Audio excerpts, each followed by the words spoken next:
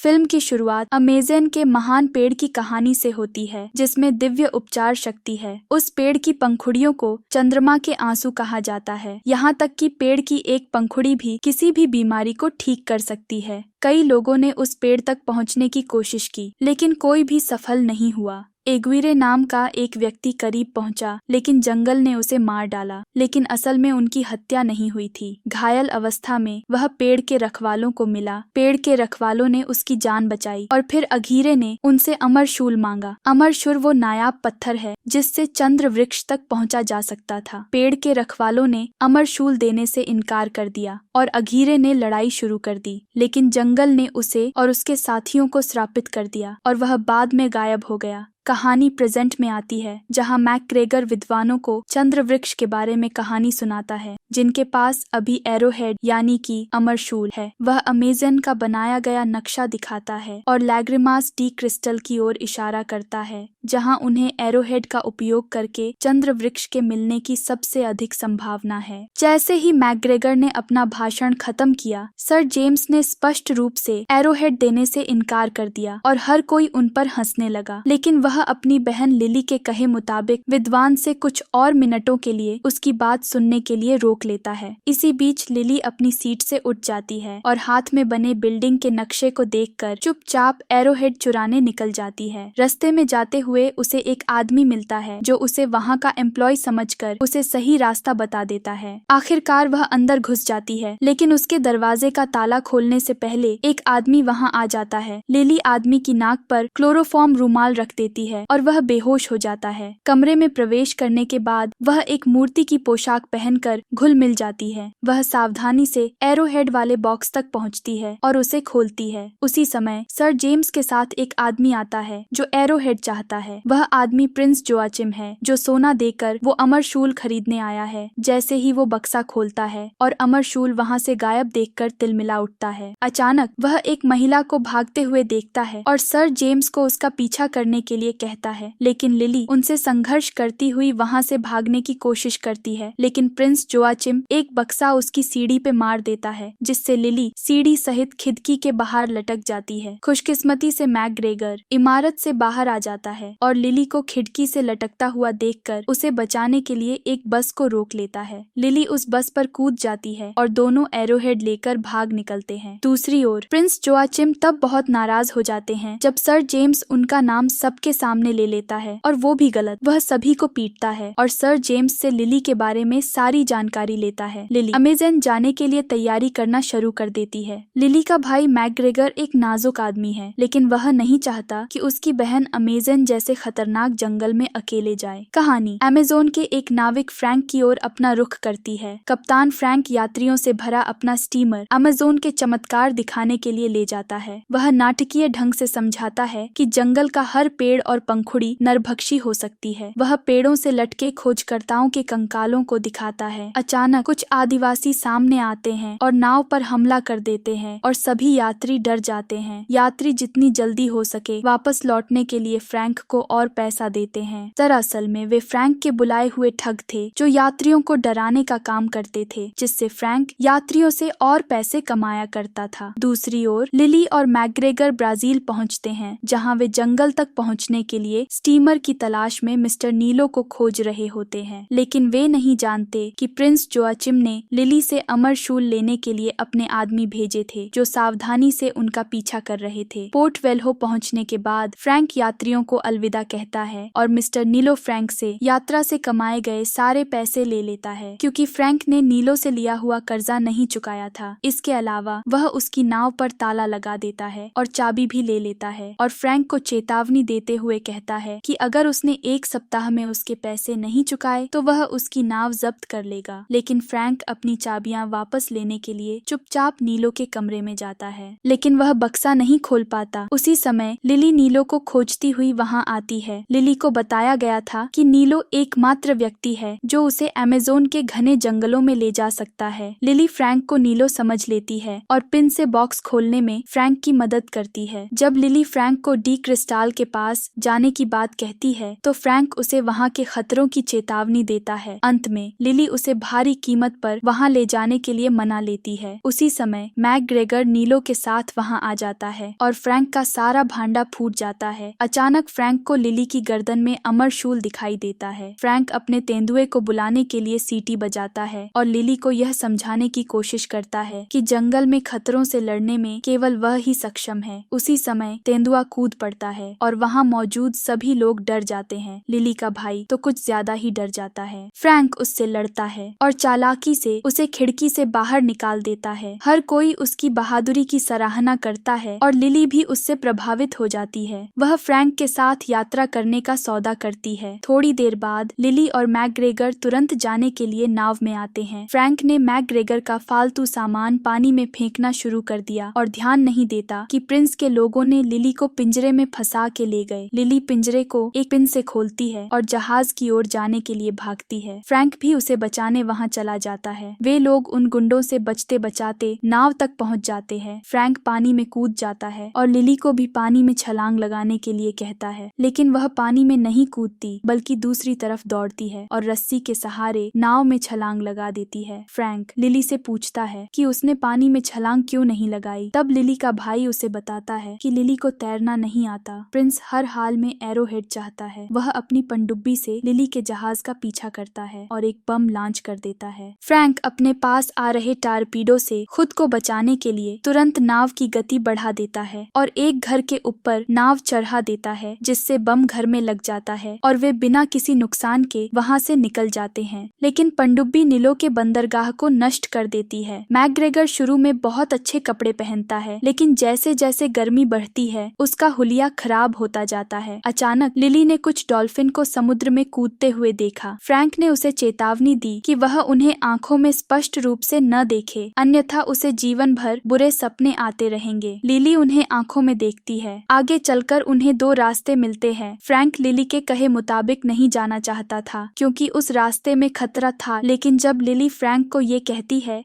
कि उसने उसे इसलिए पैसे दिए हैं क्योंकि उसने ये खतरे आजमा रखे हैं, फ्रैंक जहाज को उस रास्ते पर मोड़ देता है जैसा लिली ने उससे कहा। दूसरी ओर प्रिंस चंद्र वृक्ष तक पहुंचने के लिए अघीरे को खोजने का फैसला करता है। उसे इस बात की परवाह नहीं है कि वह शापित है। फ्रैंक रात के खाने के लिए ताजा पिरान्हा पकड़ता है। स्वाद के लिए फ्रैंक उस पर खून डालता है। मैकग्रेगर इसे खा नहीं पाता और सोने के लिए चला जाता है। जैसे ही वह अपने चेहरे पर क्रीम लगाता है, प्रॉक्सिमा चुपचाप अपने केबिन से बाहर निकल आती है। जब फ्रैंक और लिली एक दूसरे से बात कर रहे होते हैं, मैकग्रेगर अचानक प्रॉक्सिमा से डरकर भागते हुए वहां आता है। तब लिली को पता चलता है कि ये लेपोर्ड फ्रैंक की पालतू है और उसने उनको बेवकूफ बनाया था। लिली फ्रैंक पर बहुत गुस्सा करती है। दूसरी ओर राजकुमार अघीरे को ढूंढता हुआ जंगल में जा पहुंचता है और उसे जंगल के अभिशाप से मुक्त करने के बदले में उसे वो चंद्र वृक्ष की पंखुड़ियां लाकर देने का समझौता कर लेता है। उसी समय प्रिंस नदी शुरू करने वाली चट्टानों में विस्फोट कर देता है। तभी लिली सांपों का एक स्वप्न देखती है और बहुत भयभीत होकर जाग जाती है। फ्रैंक लिली को बताता है कि उन्हें नदी का मुश्किल पड़ाव पार करना है जिसमें नाव उछल कूद करने वाली है, इसलिए अपनी कीमती चीजें संभाल के रख लें। लिली वो एरोहेड अपने भाई को संभालने के लिए दे देती है और अपने भाई को सुरक्षित नाव में ही रहने के लिए कहती है। फ्रैंक गुप्त रूप से प्रॉक्सिमा को एरोहेड चुराने का संकेत देता है। वे लोग नदी की ऊंची ऊंची लहरों में हिचकोले खाते हुए नदी की उस हिस्से में पहुंच जाते हैं जहां से नदी नीचे गिर रही होती है। फ्रैंक बाड़ी मशक्कत करके नाव को नीचे गिरने से बचाता है और सुरक्षित दूसरी ओर ले जाता है। इस भयभीत करने वाले मंजर को देखकर दोनों भाई बहन डर जाते हैं और उल्टियां करने लगते हैं, जबकि प्रॉक्सिमा एरोहेड नहीं चुरा पाती क्योंकि झटके के दौरान एक वाइन की बोतल फर्श पर गिर गई थी, जिसे प्रॉक्सिमा ने चाट लिया और नशे में होश खो बैठी। थोड़ी देर बाद वे नाव रोकते हैं। फ्रैंक और मैकग्रेगर जंगल से लकड़ियां काटने लगते हैं और मैकग्रेगर फ्रैंक से कहता है कि वो अपनी बहन का साथ कभी नहीं छोड़ेगा, क्योंकि जब उसने अपने रिश्तेदारों को बताया कि उसे लड़कियों में कोई दिलचस्पी नहीं है तो केवल लिली ही उसके साथ खड़ी थी। वे दोनों बातें कर ही रहे होते हैं। लिली समय का फायदा उठाती है और फ्रैंक के केबिन की तलाशी लेती है। उसे पता चलता है कि फ्रैंक भी उस चंद्र वृक्ष की तलाश कर रहा है और उसके पास भी अघीरे के बनाए हुए नक्शे हैं। लिली फ्रैंक से इस बारे में पूछती है। फ्रैंक कबूल करते हुए उससे कहता है कि उसने काफी समय तक कोशिश की, लेकिन अब उसने हार मान ली है। लिली उसे याद दिलाती है कि उसे चंद्र वृक्ष इसलिए नहीं मिला क्योंकि उसके पास अमर शूल नहीं था, और इस बार उनके पास अमर शूल है जो उनकी चंद्र वृक्ष ढूंढने में उनकी मदद करेगा। अचानक कुछ आदिवासी लोग उन पर हमला कर देते हैं और उन्हें बेहोश करके अपने नेता के पास ले जाते हैं। फ्रैंक आदिवासियों से उनकी भाषा में बातचीत करता है और लिली को बताता है कि नेता चाहता है कि वे तीर का सिरा उसे दे दें और चले जाएं। लिली किसी भी शर्त पर सहमत नहीं होती है और अपने बंधे हाथ खोल लेती है और तुरंत एक भाला छीनकर उन आदिवासियों पर तान देती है। तभी आदिवासी हंसने लगते हैं। दरअसल ये लोग ऐसे अभिनेता हैं जो फ्रैंक के आदेश पर काम करते हैं। यह जानकर लिली को इतना गुस्सा आता है कि फ्रैंक हर बात पर झूठ बोलता है और उसे घूंसा मारकर वहाँ से चली जाती है। उस रात फ्रैंक ने मैकग्रेगर से पूछा कि क्या लिली उसे माफ कर देगी, लेकिन उसने उसे बताया कि इन झूठों के बाद वह उसे कभी माफ नहीं करेगी। उस रात बाद में लिली वहाँ एक महिला से एरोहेड पर लिखी भाषा पढ़वाती है, जिससे उसे पता चलता है कि पेड़ पूर्णिमा को खिल जाता है और उसे चंद्र वृक्ष कहाँ मिलेगा उसका भी पता चल जाता है। लिली अब फ्रैंक पर भरोसा नहीं करती और फ्रैंक को उसके बाकी के पैसे चुका देती है। वह उससे कहती है कि वह अब उसके साथ यात्रा नहीं करेगी। दूसरी ओर अघीरे के मृत सैनिक जागने लगते हैं और वहाँ हमला बोल देते हैं। फ्रैंक लिली और अमर शूल को बचाने की कोशिश करता है, पर इस गर्मा गर्मी में अघीरे फ्रैंक के सीने में तलवार घुसा देता है। तलवार के वार से घायल फ्रैंक नीचे गिर जाता है। फ्रैंक की मौत पर लिली रोने लगती है। एक आदिवासी महिला लिली को अमर शूल के साथ जंगल में नदी से दूर जाने के लिए कहती है, क्योंकि अघीरे नदी से ज्यादा दूर नहीं जा सकते। अघीरे के सैनिक अभिशाप से छुटकारा पाने के लिए चंद्र वृक्ष तक पहुंचना चाहते हैं। वे अपनी आत्माएं वापस पाना चाहते हैं और वे नदी से दूर जाकर लिली को पकड़ भी नहीं सकते, इसलिए वे अपने शरीर के ऊपर से उड़ रही मधुमक्खियों को राजकुमार की ओर भेजते हैं और लिली को ढूंढने के लिए कहते हैं। दूसरी ओर जंगल में घूमते समय लिली फ्रैंक को जीवित पाती है। वह बहुत खुश हो जाती है, लेकिन आश्चर्य की बात यह है कि उसके शरीर में तलवार से खून नहीं बह रहा है। अंततः फ्रैंक ने खुलासा किया कि वह 400 वर्ष का है। सच तो यह है कि वह श्राप के कारण मर नहीं सकता। फ्रैंक लिली से तलवार निकालने में मदद करने के लिए कहता है। वह अपना पैर उसकी छाती पर रखती है और तलवार निकाल लेती है। यह देखकर मैकग्रेगर बेहोश हो जाता है। लिली ने उसे जगाया और सराहना की कि उसने उसके लिए बहुत कुछ किया है। मैकग्रेगर के पैर टूट जाने के कारण लिली उसे वहीं आराम करने के लिए कहती है और वादा करती है कि वह जल्द ही वापस आएगी। प्रिंस ने शीशे से देखा कि कुछ मधुमक्खियां पनडुब्बी में घुसने की कोशिश कर रही हैं। वह दरवाजा खोलता है और मधुमक्खियां अंदर आ जाती हैं। मधुमक्खियां नक्शे पर बैठकर बताती हैं कि उन्हें कहाँ जाना चाहिए। थोड़ी सी मशक्कत के बाद प्रिंस समझ जाता है कि मधुमक्खियां उसे कहाँ ले जाना चाहती हैं और वह वहीं जाने लगता है। दूसरी ओर लिली जानना चाहती है कि फ्रैंक क्यों नहीं मर सकता, तो वह कहना शुरू करता है कि उसका नाम फ्रांसिस्को है और उनके पिता अघीरे के पिता की सेना में थे। उनकी मृत्यु के बाद अघीरे के पिता ने उन्हें अपने बेटे की तरह पाला। एक दिन अघीरे की बेटी इतनी बीमार पड़ गई कि उसे बचाने का कोई रास्ता नहीं था। उसने चंद्र वृक्ष के बारे में सुना था और अपनी बेटी के लिए उन्हें पाने के लिए अपनी यात्रा पर निकल गया। उस यात्रा के दौरान वे भी बीमार पड़ गए और एक आदिवासी मुखिया उन्हें ले गया और चंद्र वृक्ष की पंखुड़ी से उनकी जान बचाई। वे ठीक होने से खुश थे, लेकिन अघीरे अधीर हो गए, इसलिए उसने प्रमुख से चंद्र वृक्ष की पंखुड़ी के लिए अमर शूल की मांग की। उसने इनकार कर दिया और अघीरे ने उस पर हमला कर दिया, लेकिन मरने से पहले मुखिया ने उन सभी को श्राप दे दिया। इसीलिए वह अघीरे और उसकी सेना नदी से बच नहीं सकते। उस दिन फ्रैंक ने अपने पागलपन में अघीरे का पक्ष नहीं लिया, इसी कारण वह शत्रु बन गए। इसके बाद वे अनगिनत बार लड़े, जब तक कि एक दिन उसने अघीरे और उसके लोगों को एक गुफा में बंद नहीं कर दिया। बाद में फ्रैंक ने एक नाव बनाई और पूरा शहर बसाया। दूसरी ओर एक आदिवासी महिला मैकग्रेगर को नाव में बैठाकर कहीं सुरक्षित स्थान पर ले जा रही होती है। तभी प्रिंस वहां पहुंच जाता है और उनको उनकी नाव सहित अपनी पनडुब्बी पर उठा लेता है। महिला पानी में कूद जाती है, जबकि प्रिंस मैकग्रेगर को गिरफ्तार कर लेता है। वह मैकग्रेगर को चेतावनी देता है कि अगर उसने उन्हें नहीं बताया कि उसकी बहन कहाँ है, तो वह एक बटन दबाकर कई लोगों को मार डालेगा। प्रिंस मैकग्रेगर से पूछता है कि लिली कहाँ है। मैकग्रेगर प्रिंस को उस स्थान के बारे में बता देता है। लिली और फ्रैंक अंततः वहां पहुंच जाते हैं जहां नक्शे के अनुसार वे पेड़ ढूंढ सकते हैं। फ्रैंक पानी में कूदकर देखता है कि वहां एक लीवर है, लेकिन लीवर तक जाने का रास्ता काफी संकरा है, इसलिए ये काम लिली को ही करना होगा। तैरने से डरने वाली लिली हिम्मत दिखाती खाती है और पानी में कूद जाती है। लीवर खोलते समय लिली से एक पत्थर दब जाता है, जिससे वो एक पिंजरे में बंद हो जाती है। थोड़े समय के बाद फ्रैंक उसकी सांसें जारी रखने के लिए उसके मुंह में हवा डालता है। वहीं लिली लीवर खोलने की कोशिश करती रहती है। वह अंततः लीवर खोल देती है। चंद्र वृक्ष तक पहुंचने का रास्ता खोजने के बाद दोनों बहुत खुश हो जाते हैं। अचानक पनडुब्बी समुद्र से बाहर आती है। राजकुमार उन सभी को गिरफ्तार कर लेता है और उनसे उसे पेड़ तक ले जाने के लिए कहता है। वह एरोहेड भी उनसे छीन लेता है, लेकिन जब वे चंद्र वृक्ष तक पहुंचते हैं तो देखते हैं कि चंद्र वृक्ष तो सूख चुका है और ये देखकर प्रिंस बहुत निराश हो जाता है। लेकिन वह जानता है कि लिली और फ्रैंक को इसे जीवित रखने का कोई तरीका अवश्य पता होगा। फ्रैंक ने प्रिंस से कहा कि अगर वो उसकी मदद चाहता है तो उसे एक पंखुड़ी उसे देनी होगी, क्योंकि वह अपना अभिशाप हटाना चाहता है। जैसे ही वे गुफा में पहुंचते हैं, फ्रैंक उसकी दीवारों पर जो कुछ था उसे पढ़ नहीं पाता। अब लिली भी दीवार पर लिखा पढ़ने के बदले में एक पंखुड़ी मांग लेती है। राजकुमार उससे कहता है कि वह केवल एक ही पंखुड़ी देगा। अब वे तय कर सकते हैं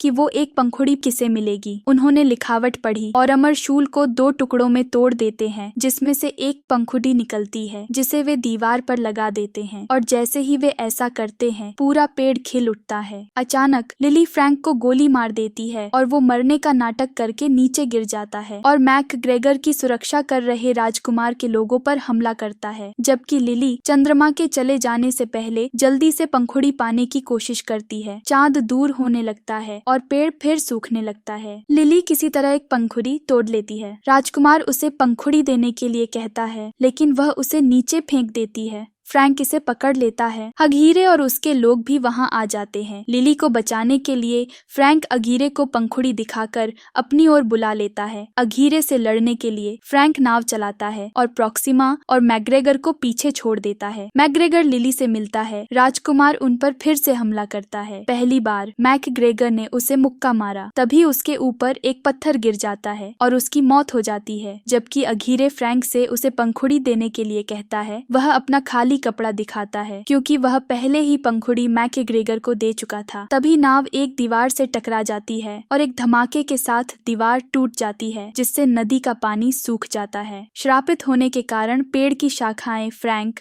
अगीरे और उसके आदमियों को उलझा देती हैं। लिली वहां आती है और फ्रैंक को पत्थर की तरह शाखाओं में लिपटा हुआ देखकर रोती है। लिली फिर वो पंखुड़ी फ्रैंक के मुंह में डाल देती है और वो गायब हो जाती है। लेकिन फ्रैंक में जीवन का कोई लक्षण नहीं दिखता। हताश होकर लिली वहां से चली जाती है, लेकिन प्रॉक्सिमा उनके साथ नहीं जाती। अचानक वह प्रॉक्सिमा की दहाड़ सुनती है और लौट आती है। फ्रैंक को जीवित देखकर वह बहुत खुश हो जाती है। लिली फ्रैंक और अपने भाई के साथ वापस अपने शहर लौट जाती है। मैकग्रेगर सोसाइटी को बताता है कि उसकी बहन लिली, जो अब कैम्ब्रिज में प्रोफेसर है, ने सोसाइटी में शामिल होने से इनकार कर दिया है। लिली फ्रैंक को मोटर कार चलाना सिखाती है और दोनों खुशी खुशी अपना आगे का जीवन जीते हैं। फिल्म यहीं खत्म होती है। आशा करती हूँ आपको वीडियो अच्छी लगी होगी। वीडियो को लाइक, शेयर और चैनल को सब्सक्राइब करना न भूले। धन्यवाद।